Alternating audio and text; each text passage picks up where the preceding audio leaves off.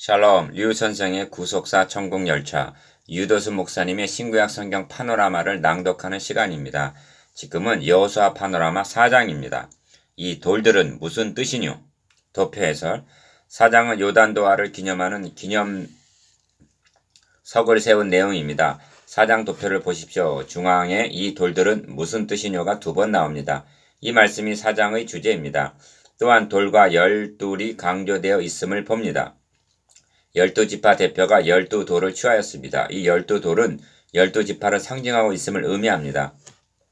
그들은 요단 가운데서 12돌을 가져다가 길갈에 세웠고 요단강 속에서도 12돌을 세웠습니다. 이제 전체 주제와 각 단락의 제목을 연결시켜서 대의를 파악해 보겠습니다.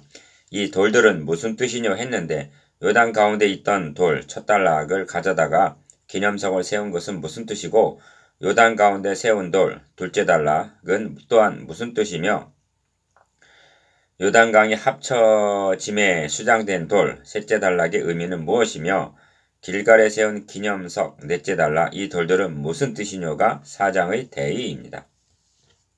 내용 관찰. 4장은 온 백성이 요단 건너기를 마침에 여호와께서 여호수아에게 일러 가라사대 1절 요단 가운데 제사장들의 발이 선 그곳에 돌 12돌을 취하고 그것을 가져다가 오늘 밤 너희의 유숙할 그곳에 두라 하신 말씀이 중심적인 내용입니다. 3절 이렇게 명하심은 후일에 너희 자신이 물어 가로되 이 돌들이 무슨 뜻이뇨 하거든 그들에게 이르기를 요단을 건널 때 요단 물이 끊어졌으므로 이 돌들이 이스라엘 자손에게 영영한 기념이 되리라 6절 7절 하고 말해줄 수 있는 표징이 되게 하시기 위해서였습니다. 인간이란 하나님께서 베풀어 주신 은혜를 망각하고 배은망덕하기를 얼마나 잘하는지요. 6월절을 대대로 지키라 하심도 이후에 너희 자녀가 묻기를 이 예식이 무슨 뜻이뇨 하거든 여호와께서 애굽 사람을 치실 때 애굽에 있는 이스라엘의 집을 넘으사 우리의 집을 구원하셨느니라 하라. 출애굽기 12장 26절에서 27절 하고 영영한 기념이 되게 하시기 위해서였습니다. 여호수아는 요단에서 가져온 12돌을 길갈에 세우고 후일에 너희 자손이 그 아비에게 묻기를 이 돌들은 무슨 뜻이냐 하거든 너희는 자손들에게 알게 하여 이르기를 이스라엘이 마른 땅을 밟고 이 요단을 건넜음이라 하고 20절에서 22절 하나님께서 1세대들에게 홍해를 가르치시고 건너게 하심같이 2세대들에게 요단물을 마르게 하사 건너게 하셨음을 알게 하여 주라고 말씀합니다. 1. 이는 땅의 모든 백성으로 여호와의 손이 능하심을 알게 하며 2. 너희로 너희 하나님 여호와를 영원토록 경외하게 하려 하심이라 24절 하고 그 목적까지 말씀하고 있습니다. 그런데 이것이 4장 내용의 전부는 아닙니다. 더 나아가고 있습니다. 여호수아가 또 요단 가운데 곧 언약궤를 맨 제사장들의 발이 선 곳에 돌 12돌을 세웠더니 오늘까지 거기 있더라 9절 하고 말씀하고 있기 때문입니다. 이렇게 한 것은 하나님께서 직접 명하신 바는 아니었습니다. 그런데 여호수아가 이렇게 더 나아가고 있는 것은 하나님의 의도 마음을 하나님의 영에 의하여 인식했음을 의미합니다. 다시 말씀드리면 여호수아는 그 돌들이 단순한 기념비적인 의미만 있는 것이 아니라 그것은 표면적인 표징일 뿐 이면에 함축된 영적인 의미가 있음을 알았다는 것입니다. 생각해 보십시오. 길갈에 세운 12돌은 기념비적인 의미가 있을지라도 요단강 물속에 세운 12돌은 기념비적인 의미와는 무관한 것입니다. 그렇다면 그 의미가 무엇일까요? 본문에는 이 돌들이 무슨 뜻이뇨 하거든 하는 말씀이 6절과 21절에 반복되고 있어서 강조적입니다. 본문 말씀을 읽는 자와 듣는 우리도 이렇게 묻지 아니할 수가 없습니다. 길갈에 세운 12돌은 무슨 뜻이며 또 요단 물속에 둔 12돌은 무슨 뜻이뇨? 먼저 요단강 물속에 세운 돌들의 의미부터 생각해 보겠습니다. 그 의미를 출애굽기 14장 26절에 기록된 홍해 도하 당시에 일어난 사건과 병행시켜서 생각해 보십시오. 너의 손을 바다 위로 내어 밀어 물이 애굽 사람들과 그 병거들과 마병들 위에 다시 흐르게 하라 하십니다. 그렇게 되면 애굽 사람들과 그 병거는 어떻게 됩니까? 홍해 속에 다 수장되고 만 것입니다. 오늘 본문도 보면 여호수아가 12돌을 요단강 속에 세운 후에 하나님께서 여호수아에게 명하십니다. 증거계를 맨 제사장들을 명하여 요단에서 올라오게 하라. 15절 16절. 그러면 요단강 속에 세운 12돌은 어떻게 됩니까? 여호와의 언약궤를 맨 제사장들이 요단 가운데서 나오며 그 발바닥으로 육지를 밟는 동시에 요단 물이 본 곳으로 도로 흘러 여전히 언덕에 넘쳤더라고 말씀합니다. 18절. 그렇다면 요단강 속에 세운 12돌은 수장되고 만 것입니다. 형제여, 여러분 묻습니다. 그 12돌이 요단강 저편 돌일까요? 이편 돌이었을까요? 즉 건너가기 전에 광야 쪽의 돌이었을까요? 아니면 가나안 쪽의 돌이었을까요? 성경은 말씀하고 있지 아니합니다.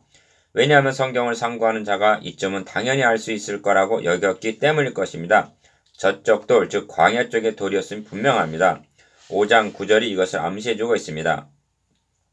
요단강 속에서 가져온 돌을 길갈에 세웠는데 그곳 이름을 길갈이라 한 것은 여호와께서 내가 오늘날 애굽의 수치를 너에게에서 굴러가게 하였다 하였으므로 그렇게 이름을 붙였다고 말씀합니다. 물론 이 말씀은 할례와 결부되어 주어졌습니다만 요단강 물속에 수장된 12개의 돌은 12지파를 상징하고 있기 때문에 그 의미를 구하는데도 빛을 비춰주고 있는 것입니다.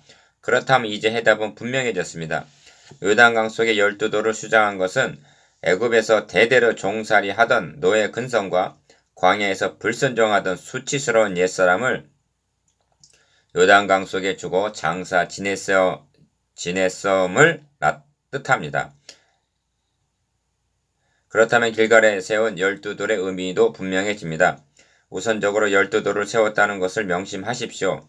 하나님의 명령도 백성의 매 지파에 한 사람씩 12사람을 택하고 2절 그들로 하여금 각각 돌 한 개씩 12돌을 가져오게 하였습니다. 그들이 가져온 돌의 크기를 생각해 보십시오. 단순히 기념비의 의미만 있었다면 12명이 큰 돌 한 개를 가져다가 세우라 하심이 더 효과적이었을 것입니다. 12돌은 12지파를 상징하고 있는 것이 분명합니다. 그리고 12지파는 모두 요단강을 건넜다는 뜻이 됩니다. 그렇다면 애굽에 있던 옛사람은 죽어 요단강에 장사하고 이제 새 사람이 되어서 약속의 땅 가나안에 들어가게 되었다는 것이 됩니다. 요단강 속에 세운 돌과 길갈에 세운 돌의 의미를 신약적으로 표현하면 이렇게 요약할 수가 있습니다. 그런즉 누구든지 그리스도 안에 있으면 새로운 피조물이라 이전 것은 지나갔으니 보라 새 것이 되었도다. 고린도후서 5장 17절. 또한 너희는 유혹의 욕심을 따라 썩어져가는 구습을 좇는 옛사람을 벗어버리고 오직 심령으로 새롭게 되어 하나님을 따라 의와 진리와 거룩함으로 지으심을 받은 새 사람을 입으라. 에베소서 4장 22절에서 24절. 한마디로 하나님께서 친히 말씀하신 바 내가 오늘날 애굽의 수치를 너희에게서 굴러가게 하였다 하고 9절 하신 길갈의 의미가 있는 것입니다. 한 가지 더 생각할 것은 요단도하는 안식에 들어감이란 의미가 있음을 3장에서 고찰한 바가 있습니다. 개인적인 안식에 들어갈 때에도 썩을 것으로 심고 썩지 아니할 것으로 다시 살며 욕된 것으로 심고 영광스러운 것으로 다시 살며 육의 몸으로 심고 신령한 몸으로 다시 사는 일이 일어날 것입니다. 고린도전서 15장 42절에서 44절. 그들은 요단강 속에 욕된 것을 심고 길갈에 영광스러운 것으로 다시 산 것입니다. 끝으로 언약궤에 대한 호칭이 그때그때마다 여러 가지로 불리우고 있는데 결코 무의미한 것이 아닙니다. 3장 8절과 4장 16절을 대조해 보십시오. 하나님께서 요단에 들어서라 하실 때의 호칭은 언약궤였습니다. 이는 하나님의 언약의 말씀에 근거하여 그 언약을 믿고 건널 수 있었음을 말씀해주고 있습니다. 제사장들이 맨 언약궤를 앞세운 것은 다름 아닌 하나님의 언약을 굳게 붙잡고 있는 것이며 제사장이 맨 것은 그들이 온 백성을 대표하고 있기 때문입니다. 그런데 요단에서 올라오게 하라 하실 때에는 언약궤라 하시지 않고 증거궤라고 말씀하고 있다는 것입니다. 16절. 들어갈 때에는 언약을 믿고 순종하였을 때에 그 물이 끊어졌지만 나올 때에는 요단물이 끊어져 육지같이 건넜음을 자손들에게 증거해 주어야 하고 또한 앞으로 가나안 땅을 점령케 해 주실 것에 대한 3장 10절 큰 증거가 되기 때문인 것입니다. 적용. 여러분, 여러분의 마음속에도 표징이 있습니까? 여러분의 가정에도 자자손손에게 전해줄 기념비 곧 증거비가 세워져 있습니까? 무엇보다도 우선할 것은 여러분의 옛사람은 그리스도와 함께 이미 죽었고 이제는 그리스도와 함께 일으키심을 받은 로마서 6장 6절 새 사람이 되었음을 확신하는 일입니다. 하나님께서는 여러분의 부끄러웠던 지난날의 모든 수치를 물러가게 해 주셨습니다. 나누어 봅시다. 1. 여호와께서 여호수아에게 명하신 바가 무엇입니까? 2. 왜 그렇게 하라 하셨습니까? 3. 더 나아가 여호수아는 어떻게 하였으며 그 의미는 무엇입니까? 암송. 이 돌들은 무슨 뜻이뇨?